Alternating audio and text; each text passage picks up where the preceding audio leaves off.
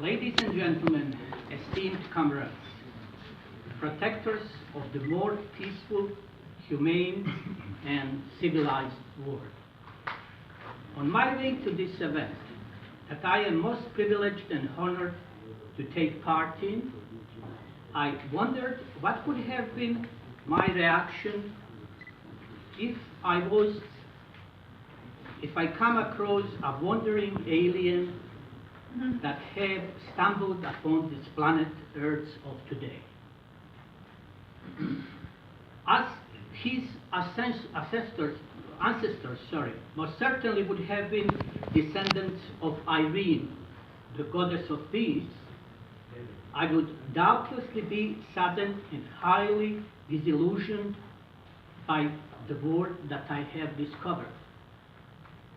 This planet Earth that is bestowed to us with all her beauty, richness, abundance, able to provide peace and plenty to every single human and living creature, will look to me as the land of Ares, the nemesis, dominated and run by brutal force and greed, by the lust for power, by wars and killings, by abuse and destruction, and by terror that is generating misery, famine, suffering, and grief. Dear friends, imagine if that confused and saddened creature has asked any one of us to help him to understand reasons for this appalling state of affairs in our world today. Would you be able to explain it? And what would you be telling to him? What would be your response? Mine would be quick, short, and qualified. I will say NATO. As someone coming from a country ex-Yugoslavia that was destroyed by NATO, and from today's Serbia that is still occupied by NATO, I am a witness to how brutal and destructive but unjustified that force is. 17 economically and militarily biggest countries have waged a relentless war and destruction on my country with the pretext of protecting human life and democracy. We all know that their reasons were bogus and highly cynical, and that nothing is farther from the truth than these lies. I wouldn't be dwelling upon the physical and human destruction NATO has inflicted on Yugoslavia at the time of war. As such, are well-documented facts about NATO crimes that no one has yet paid for. However, one crime that even today is killing people of Southern Europe and Balkans is depleted uranium, a legacy of NATO aggression for 100 years in the future. Rather, I would like to talk about the ongoing aggression and domination that by the Western allies that is inflicted upon my country and beyond. Serbia today is an occupied land in every way but form. Following the NATO aggression, historical part of Serbia, Kosovo and Metohija are annexed territory that is run via the terrorist organization UTK by NATO and EU. Americans have there a military base of huge proportions. EU and NATO are doing nothing but turning blind eye to the ethnic cleansing of Serbs and others. They don't prosecute or punish the crimes, the trafficking of drugs, slaves, and human organs that are main business of this new government.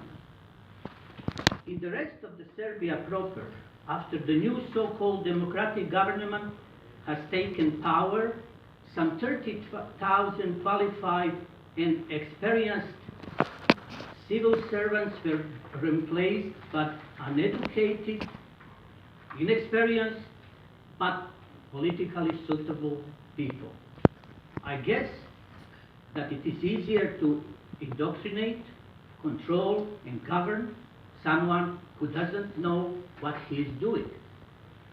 Economically and financially, the country was firstly destroyed through corrupt privatization. Domestic banks were replaced by foreign ones that are depriving citizens and industry of any investment funds. Stripped of all industry, resources, and finance, but simultaneously opened by liberalization and free market to unfair competition from multinational. Serbia today is poor, fully IMF-dependent country with high unemployment and low income. More than 70% of our school books are made and printed in German.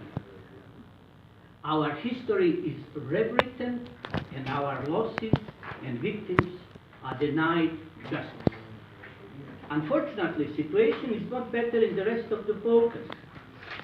Further to the artificially created state of Kosovo, NATO is encouraging creation of Greater Albania, stabilizing Macedonia, further threatening Serbia, Montenegro, and northern Greece. Bosnia and Herzegovina is intentionally divided, and Serbs from Republika Srpska are denied right to self-determination and rapprochement with Serbia. Such politics have only one objective in mind, and that is to divide and rule. By destabilizing Balkans, USA and NATO are destabilizing Europe. By waging global wars and aggression, USA and NATO are creating refugees and more terrorism. Isn't it maybe a way to a divided and broken Europe that is collapsing under the sheer weight of destituted victims of such USA and NATO policies? Coming back to my wandering alien, it is highly possible that after hearing all of this, he will conclude that I am as much confused and saddened as he is. However, between two of us will still be a big difference. He will be free to return to his peaceful and more humane post, where I would have no other choice but to stay here with you and fight for a better tomorrow. Thank you.